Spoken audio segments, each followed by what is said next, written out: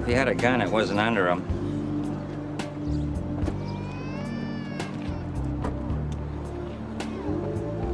Shot once in the back, right here. Let's flip.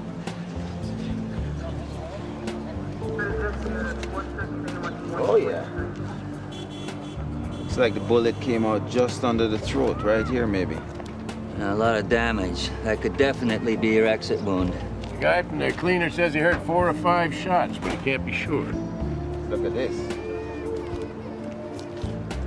Driver's license, Thomas Stark. Who the hell takes their ID to do an armed robbery? Doesn't look like we're dealing with a stopwatch gang here. No, this is the I forgot my watch gang. Alpha 15 dispatch, if you're clear, would you attend an injury motor vehicle accident at the corner of Terminal and Glen? Copy? Alpha 15, 10-4, I'm on my way.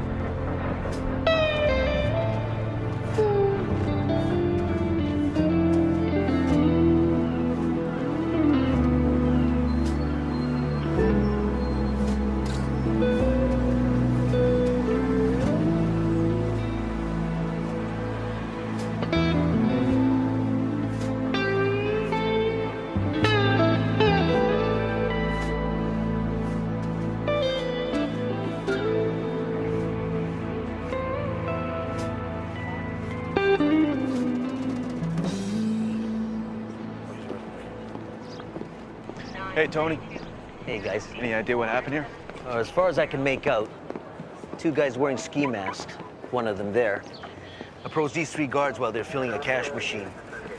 He took the guards' weapons and the money bags, ran that way. One of these guards got the bright idea to chase after him. Nobody saw the actual shooting. Young guy over there, he's your shooter. Shane Vickerly. Shane? Yeah. Hey, you! Get back over there where I told you to stand. Yeah. And no talking to each other. I separated these guys when I got here, but chances are they got the story solid 30 seconds after this guy hit the pavement. See this? Little .32 automatic, that's the weapon. Just a little purse gun. Yeah. Kid see where he had it on him? Yeah, strapped to his ankle. That's a concealed, unauthorized weapon, definitely illegal.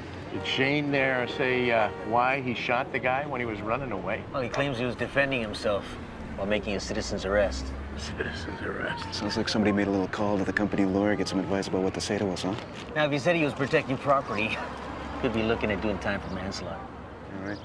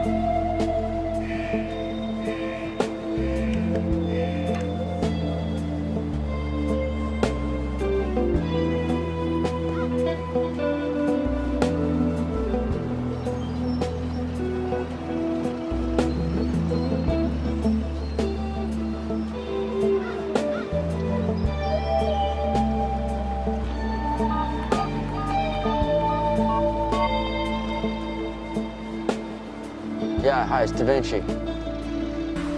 Why take just a couple of bags? Why not the whole truck? You get caught, it's the same beef. Well, first you got to get the guy to open the door up. That takes time. Then you got 3 guards to control. Plus you got to offload and reload the goods. Here you got 2 guys, broad daylight. Better to go for the sure money. Quick grab and they're gone, I think, you know? Found something interesting. About 10 yards from where your victim fell, I find fresh blood in the pavement. Looks like the thief that got away might have taken him around. Blood trail lead anywhere? A few feet, then nothing. Guy might have climbed into a car. Anybody report anything about a getaway vehicle? Nope. I called for a dog handler. We'll see what he finds. Yeah, I hear you boys are working for Sergeant Kurtz. Yeah, I was gonna ask you about her. I worked with her in robbery for 3 years. And? HM. Her Majesty?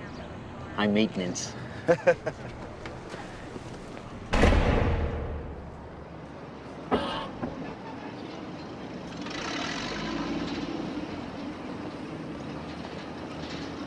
Zach? Dominic?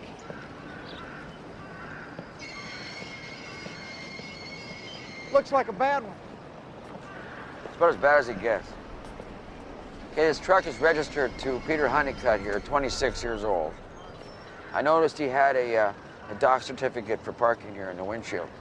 Probably worked at the shipyards over there. Shift changed at 3:30. He's got a couple open already. After work, maybe getting ready for his Monday night. Huh? Impact might open them up and they just fizzed out. Yeah. Suppose it could have happened that way. Notice he's wearing a wedding ring? Well, maybe he was in a hurry to get home. Any idea on the pedestrian? No. No wallet in purse. Maybe she was in the crosswalk, got thrown over here. Well, she could have been on the sidewalk, got thrown over here. Since she wasn't driving. Now this drum right in the middle of the road here. What do you make of that, Zach? Well, you got any ideas on the subject, I'm sure you'll let me know. He was sideswiped. Or he sideswiped somebody. The officer's name is John Ridley. He's got 14 years in the car. Yeah, I checked him out with dispatch already. Yeah, well, then you know he's got a clean record. Minor accidents, no fatalities. No fatalities until now, right?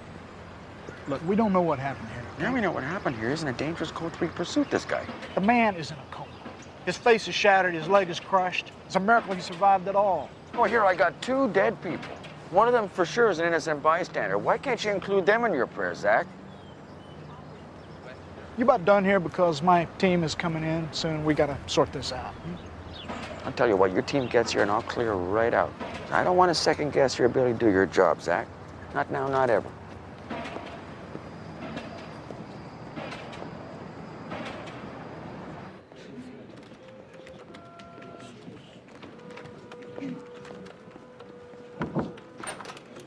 Hi, you wanted me? Yeah. Apparently there was a high-speed pursuit off Terminal Avenue a couple of hours ago. Left a police officer in hospital. Were there any fatalities? 2. I need to put a detective on it. Make sure the officer driving the car handle it by the book. Sure, I can take it. Okay. Keep in mind the coroner's office is going to be all over this. They've got 0 tolerance on this issue. The last thing we need is for them to give the Attorney General an excuse to take pursuit out of our arsenal. I understand. Good. And if the officer in question didn't follow procedure? Naturally, I want to know that. Okay. Now, Zach McNabb from Accident Investigation is going to be working it. Do you know him? No, not personally. Yeah, we'll tuck him behind him. Follow his lead. Okay.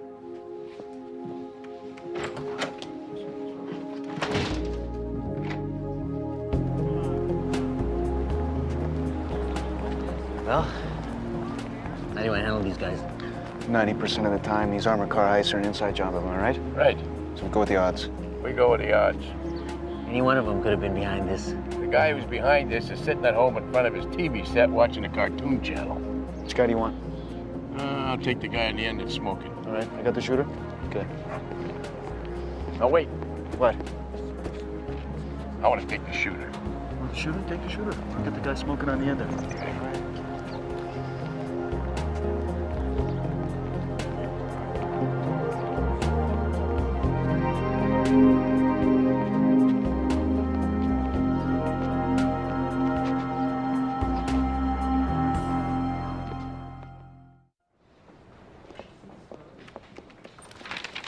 Good morning. Morning. Okay.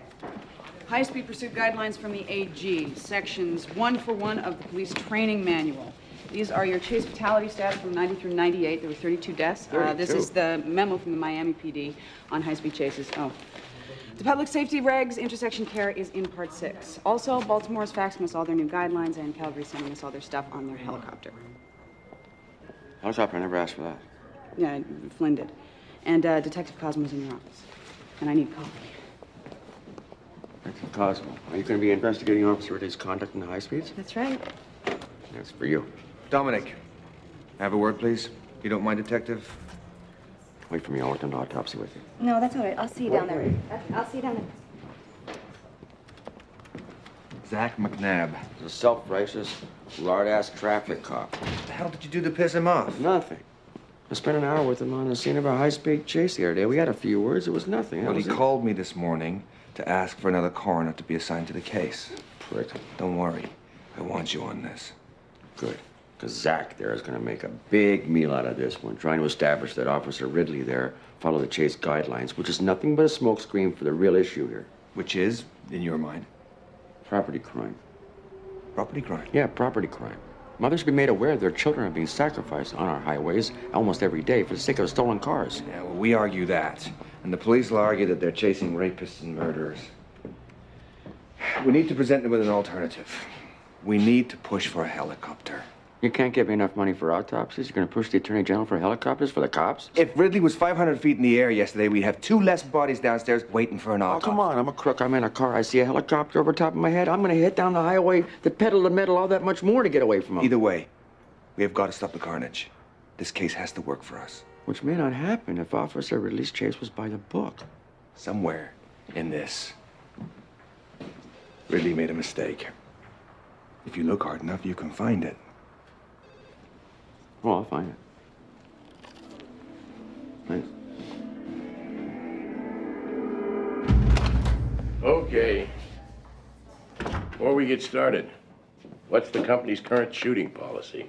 If you've got firearms training and feel your life is in danger, then you've got the green light to pull the trigger. But that's not entirely why my client fired his weapon.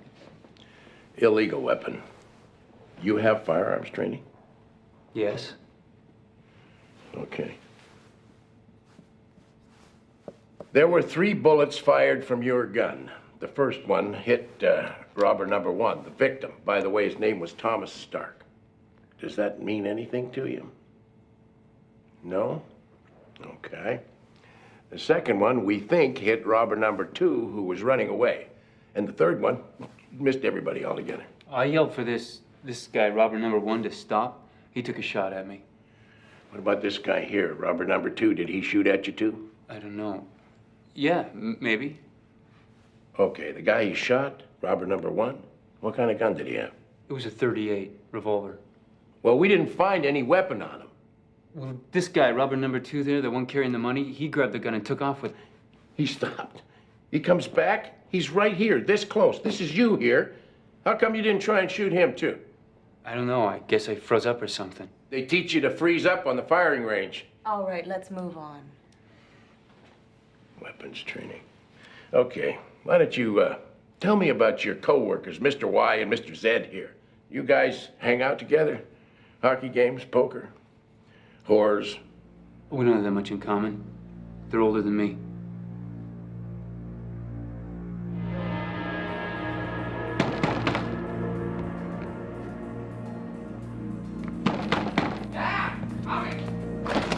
Hands out in front of you. Hands out in front. Jesus, what did I do? Shut up. Turn around. Ow! In the corner. Hey! Fred Beamish? Yes? Anybody else in here? No! Thomas Stark, your roommate? Yes! Why? Something happened? Where's Tommy? There? There! I hate to tell you this, but your friend Tommy's dead. I'm gonna have to ask you a few questions. God. Just take a minute.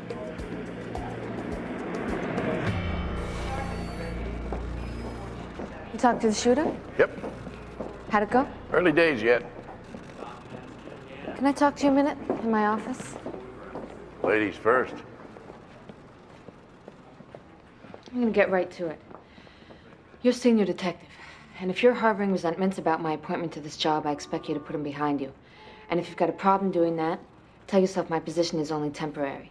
Temporarily temporary. You're a perfect fit. You're the chief's man, and you're a woman. You want to see it like that, that's fine. Just as long as we get the job done. So that's all I want to do is get the job done. Okay. Good.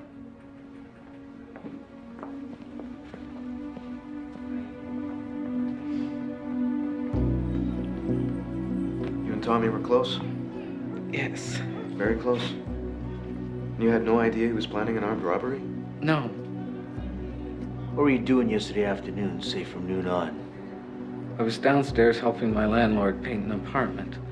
He gives us a break on the rent if we help around the place. Times are a little tough. A little. For everyone. What time were you painting? Around 3, and then I went to my doctor. How come you were at your doctor's? Freddie, we need to know. You see, one of the robbers who escaped, he was wounded. I'm HIV positive. Okay. When was the last time you saw Tommy? Yesterday morning. Has he ever been in trouble with the law that you know of? Tommy was straight as an arrow. I mean, shit, you know what I mean. Yeah. What about you? You ever in trouble with the law? No, never. We're gonna need you to give us a list of the people Tommy knew. It's a long list.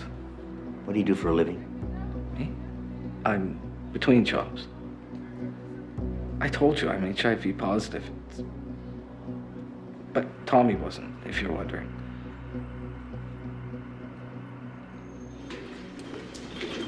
Preliminary look, I'd say Thomas Stark had AIDS. He's got a Kaposi sarcoma just under his hairline, back of the neck, indicative of the disease. We'll know for sure as soon as we get the blood work. Should be back tomorrow. Chick rolled Jane Doe's prints and they're on their way to ident. I'm sorry I'm late. Traffic on the bridge was hell. Thought you just put on your siren and blast your way through there, Zach. No, that's the way you used to do it. We just finished a prelim on Mr. Honeycutt, who was driving the pickup. Cause of death was a closed head injury. Is there anything else on Honeycutt I should know? Yeah, 2 drunk driving charges. We had open beers in his trunk.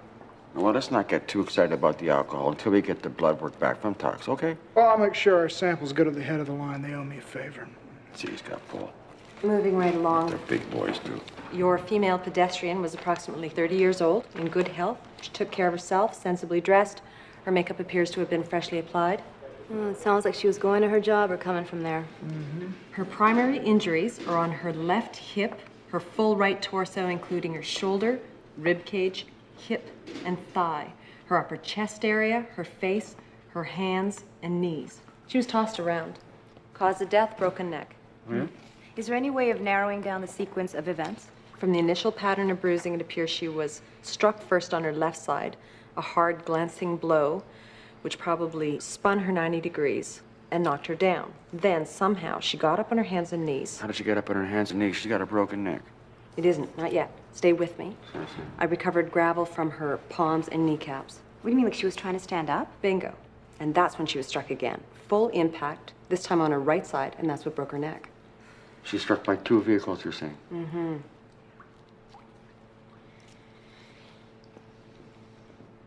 So you were telling me that the first time that you break company rules and you get outside of your vehicle, that's the first time you get robbed. And you're both comfortable with that fiction. You ever quit smoking? I really needed a cigarette. It was just the one time.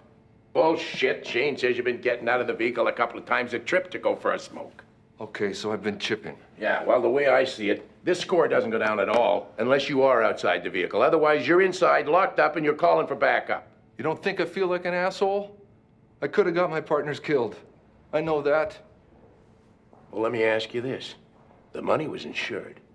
So why do you think that your partner shot him?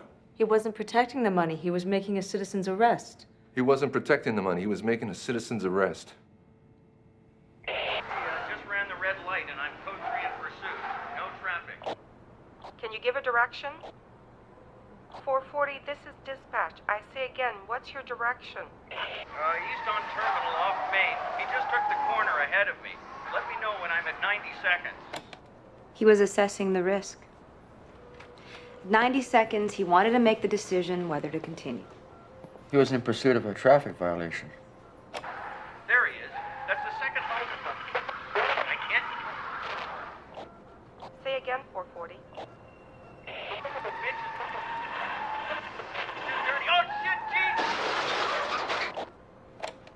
What don't you hear?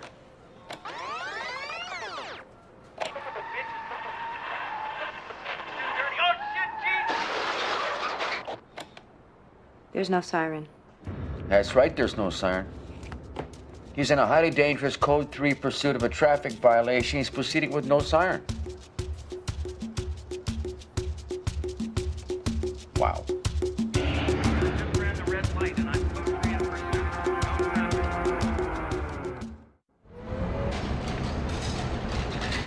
I looked for evidence a pedestrian was hit more than once, and it just isn't here. Now, see for yourself. Here's the pickup truck. The front end's been stove in from hitting a pole. The driver's side lens is smashed, and right here above it, here's your soft, crushed body damage. Now, that definitely is the eschatological moment for your pedestrian. Just come over here. Over in the police cruiser, check this out. There's no soft, crushed body damage here anyway. Oh, yeah. Officer Ridley first hits the pickup truck here, smashing this lens. And he tries to get away. Come over here. And he's trying to get away, which causes him to sideswipe the driver's side of the pickup. Yeah. Okay, well, there you go. There could be a soft crush on that. From the side swipe damage, and you can't even see it. Yeah, I've been doing this a long time. I'm telling you, there's no soft crush there.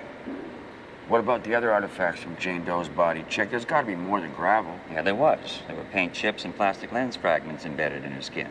But she could have picked that up secondhand when she hit the ground. Yeah, the same goes with the gravel on her hands and knees. I mean, we've all seen accident victims wind up in strange positions. What about these plastic lens fragments, then? You know, I could have fragments from both the pickup and the police cruiser, and that would mean the two vehicles did hit her. Yeah, that could be another piece of evidence pointing in that direction. Well, I want those fragments. I want them analyzed. I sent them out this morning. What about the siren? Check that? Yeah, it appears to be working. Appears to be? What the hell does that mean, appears to be? I turned it on. It works. I'm having the wiring traced. Just in case, I'll let you know. I'll take a look at this police car again, okay? Help yourself. I heard from Tox. Honeycutt shouldn't have been operating his pickup truck. He would have blown over the limit.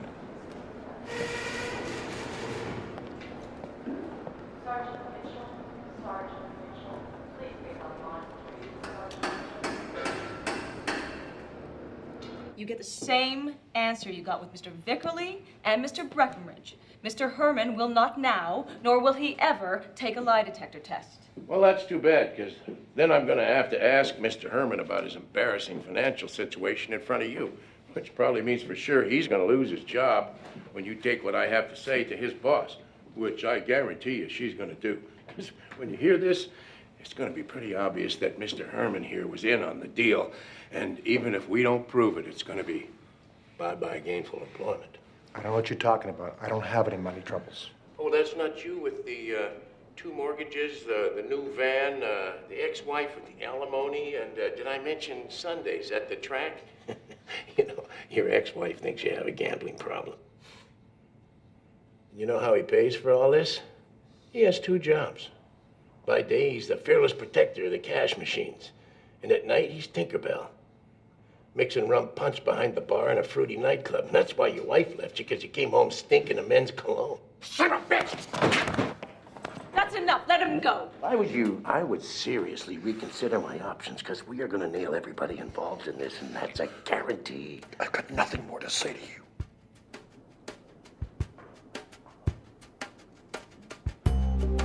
Very neat, small caliber. This is where the bullet from your guard entered the victim, Wayne. But I want you to take a look here. Bullet came out here. No. This is also an entrance wound. Thanks, Wayne. I found that bullet lodged in his heart. This is the culprit, little 32. So what's the chest wound from? This. I retrieved it from the spinal column. It's a 38, I think. So he was shot twice. Once in the back with a 32 and once in the chest with a 38. Boom, boom. Out go the lights.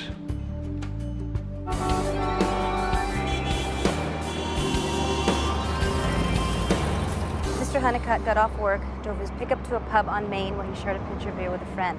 After that, he bought an off-sale 6-pack and headed for home, which is when he crossed paths with Officer Ridley's truck. How's Ridley doing? Holding his own. Son told me he woke up for a couple of minutes yesterday. Here you go. Here's your tox report. He's come back and could have gone in either way. He would have blown a 08 a minute later, 09. He's right on the edge. Yeah, well, according to the dispatch tape, his pickup still ran a red light at excessive speed. You know, if some of these hot shots got more than just 1 or 2 years for rabbiting from a police officer, they might not be so fired up to endanger the public safety. Boy, save it for the rank and file, will ya? Any member he breaks the pursuit rules, he faces 6 months or a stiff fine. You know if any member ever had to pay the price on that? No, here's your badge. Here's your Indy license. All right. Greg Moore, go. I'd like to get on with this, if that's all right with you two. Absolutely. Great. It's fine with me. Okay. There are 2 sets of tire marks we're dealing with. These skid marks are from the pickup. These secondary marks are from Officer Ridley's cruiser. The barrel is out here in the middle of the road, about here. The pedestrian, she's crossing the intersection in this direction, and she's right here. Honeycutt is being pursued by Officer Ridley, and they're coming from this direction. Honeycutt slows his pickup, swerves to avoid the barrel, sees the pedestrian, and applies his brakes, but it's too late. He hits her, and she's knocked all the way across the crosswalk, right down here. That far. At the same moment, Ridley comes around the corner. He sees the pickup, but it's too late to do anything about it. He sideswipes it, does a 360 indicated by these yaw marks here, and ends up in a dead stop. The pickup continues, strikes the pole, and sends Honeycutt through the windshield. Except for that barrel. What's it doing out in the middle of the road, right? It's not out in the middle of the road. It's in the bed of the pickup. Well, wait a minute, how do you know? Honeycutt's wife told me that after work, he stopped off and he picked up a barrel, a burn barrel. So I went to see her. She gave me the name of the place. I just came from there 10 minutes ago. Yeah, he was coming from there, right? No, he was coming 10 blocks right down that way. Right down there by that pub where he stops every night, gets a couple in him, gets the 6-pack off license, and boots it home right up this way. Well, then why the hell was he coming from this direction? What do you think, Zach?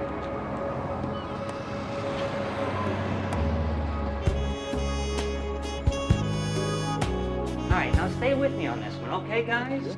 Now, following the trajectory of the bullet, this is what happened. Now, Leary, you're one of the guards, Shane. Okay. Who's the shooter. Now, you come over here. You want to act it out? Yes, come here. You're one of the guards, you stand right here. Now, Shannon, you're one of the 2 robbers. I interviewed the shooter. Be the robber. Jeez. Tony, you be the other robber. Okay, I'm the other robber.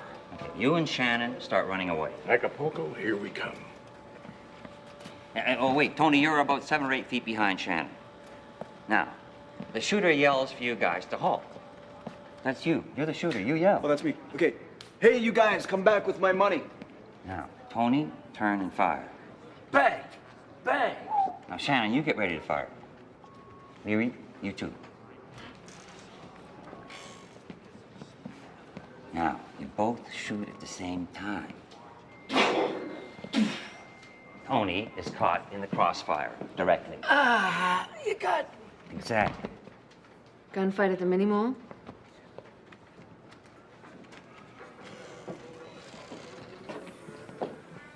So both bullets hit Stark.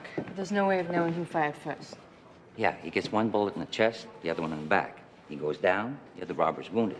There's a fresh trail of blood. It starts here and ends a few yards off. Yeah, by the sudden disappearance of the trail of blood, we figured that he got into a waiting car and got away. Yeah, that's what happened. Okay, so where do we stand on this high-speed and inside job? Well, you can rule out the shooter. He had no motive. That leaves the other 2 guards. You know, one of them's using the nicotine fit defense, and the other one's about 2 paychecks away from sleeping under an overpass, and they both fit. Well, what about Stark's boyfriend, Fred Beamish? He could be driving the getaway car. So far, the landlord's still backing up his alibi. Homicide, Detective Cosmo. Look, I don't like to sound prejudiced, but I think his landlord's gay. And he could be protecting Freddie. You ever notice those people find a place like the West End and then they all move in there? A lot of single women live in the West End. Yeah, and Russians. Go figure. Well, maybe your missing robber's a gay Bolshevik. That was Officer Ridley's son. He says his dad woke up about an hour ago. Thank God for that.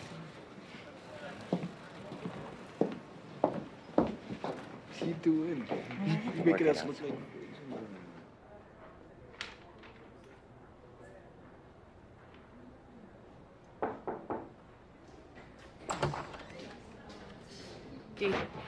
Okay, as far as Zach McNabb's record goes, I found no skeletons in the squad car. Ah, But I did find out that his wife died 3 years ago. She had breast cancer. that's pretty rough. Okay.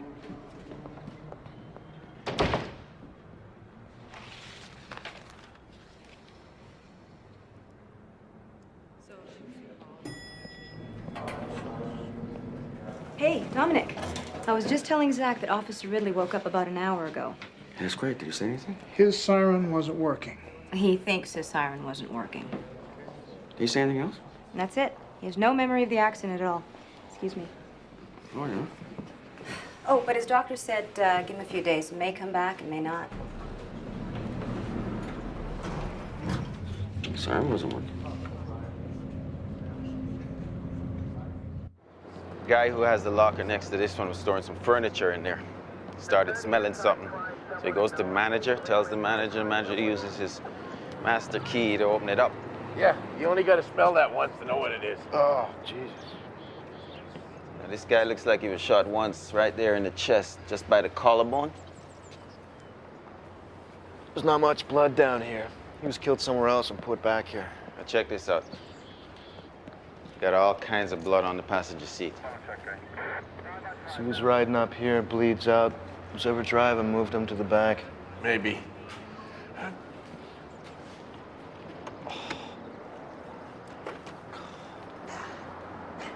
No insurance papers. Hey, did you call in the plate on this yet? Christ. Hey, what do we got here? You think those could be from the robbery? It's got to be the getaway vehicle. Well, then this must be the other robber. What's his name? Stark had his ID on him, remember?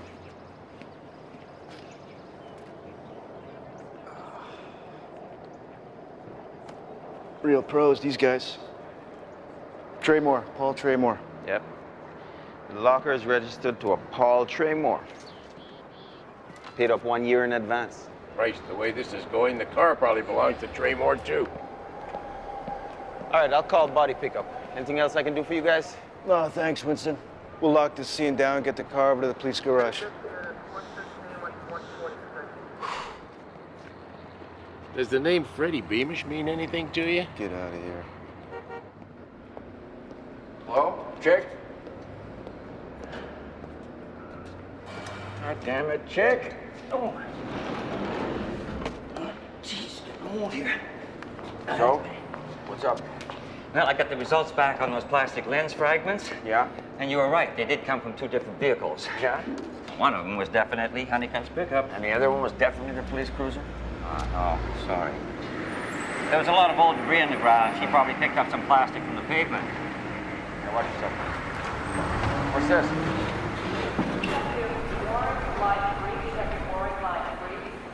Blueprinted 350. Tune Port 84 Camaro. I got laid in one of these for the first time. You got laid for the first time in 1984?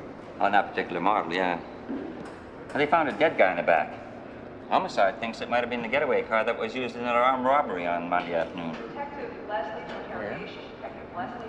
But what time did all that happen? About 4 o'clock, why? This is pretty interesting, the headlight here. Got some lens fragments here. Is that blood? Yeah, it could be. I'll get a UV light on it. Sure looks like blood. Where'd they find this car? Storage lockers off Terminal Avenue. Terminal Avenue? That's 3 blocks from the accident, chick. You know what's possibly happening here? Is that cruiser, he wasn't chasing the pickup truck. He was chasing this car here. This 84 Camaro. Hey, here we go. Yeah. Blood. Blood.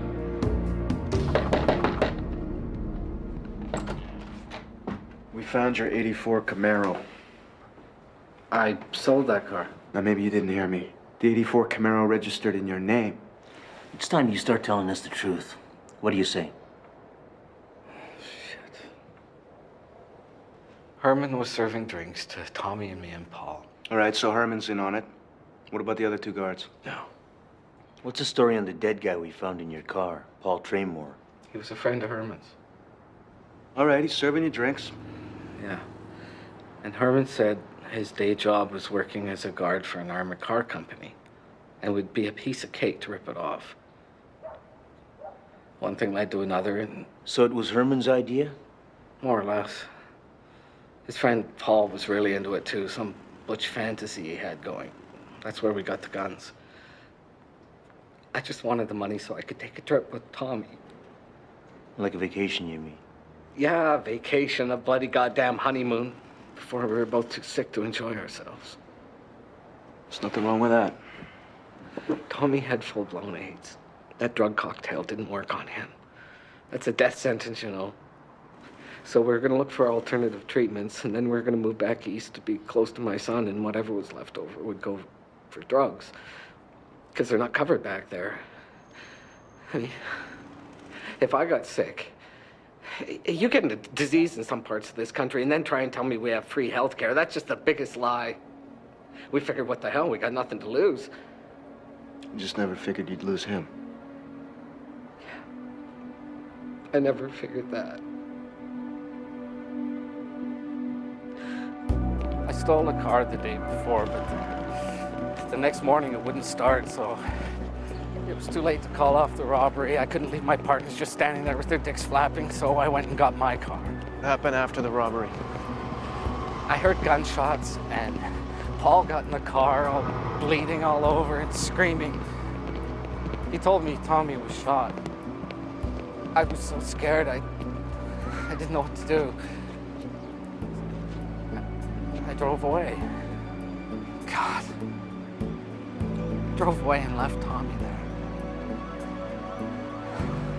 He was the love of my life. Yeah. By the way, remember that woman you clipped during your getaway? She was the love of somebody's life, too. Where's the money? It's over there. Guns are in there, too. Garbage can? You put the money in a garbage can? That's where you hid it? They don't pick it up until next Friday. Which one? One in the middle on the bottom.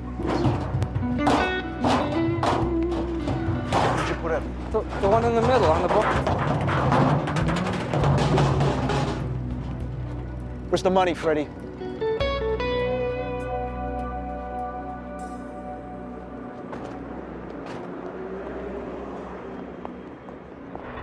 Just wanted to go through this thing one more time, the way it happened.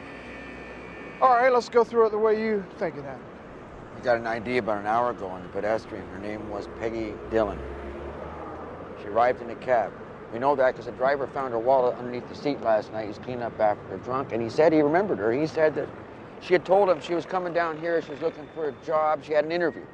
So what probably happened, she's in the crosswalk and she's checking for addresses. No. She's cutting across the intersection. She gets hit right here in the middle of the street. Second time. First time, she's hit in this crosswalk. Why?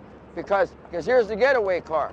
And he's flying up here around the corner. He's not slowing down. All right, okay. That sounds right. Okay. So now the getaway car comes flying up here, not stopping, hits Peggy Dillon. She goes flying way back in the intersection where you had her. And guess who it is? It's Honeycutt in his pickup truck, and he's heading home, heading right this way. Sees all that happen, decides he's gonna take off after this idiot. No, wait a minute. He decides to be a good Samaritan. Bullshit. He's feeling the booze. He comes whizzing right through the intersection into the path of Ridley's cruiser. Doesn't hear a siren. Now here's Officer Ridley down here. Okay, no siren on. He's coming in the intersection. Now he sees a pickup truck. Holy shit. Here's the Honeycutt over here in his pickup truck. You know, he sees a cop car heading for him. And now he's swerving to avoid it. Ridley does the same. Right. Now he's trying to avoid Peggy Dillon, who's down on the deck, and she's on her hands and knees trying to get up. But now the cop car comes and sideswipes the pickup truck. The pickup truck hits Peggy Dillon again, sends her flying way up there, proceeds to hit the pole, and now the cop car spins around 360s, however way you want it, but ends up in this attitude right like this. All right, you just proved my point. I did what? If Honeycutt hadn't been drunk and speeding through the intersection, Peggy Dillon wouldn't have been hit a second time. If Officer Ridley had a siren on, this guy Honeycutt would never butt his goddamn truck into this intersection. Ridley was in a legitimate chase against a felon. Officer Ridley had no clue that he was chasing after an armed robber. Yeah, well, it turns out he was right.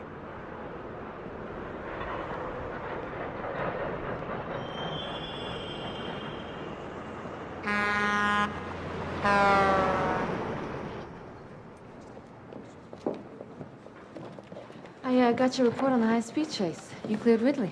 Yeah, well, the only way Ridley might not have followed procedure was if he didn't use a siren.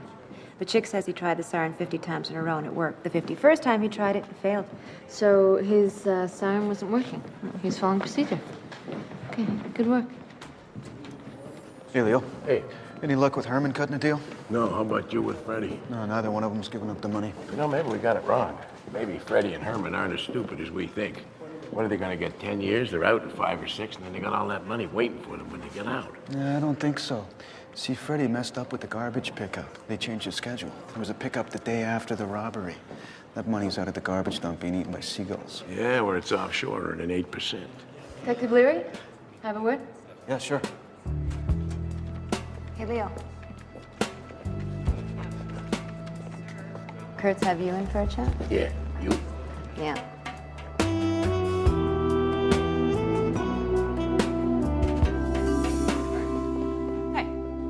I heard Zach McNabb on the radio today.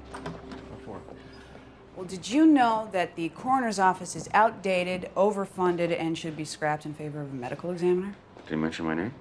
According to Zach, the MEs work for the police and the coroners work for the province, which means they hardly work at all. Well, that prick's got definite future as a talk show host, doesn't he? Detective, come here.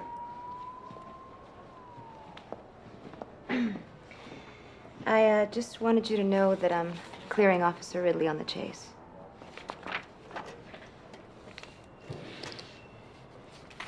Okay.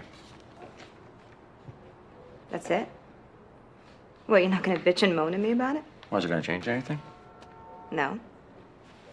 Pursuit is still one of the best deterrents a police officer's got. That darn my ass, 2,000 pounds of steel coming at you, 140 clicks on a highway, that's a weapon. Yeah, well, don't tell me you never chased anybody. Officer Da Vinci. 8 pursuits, 2 involving accidents. I was cleared on both of those.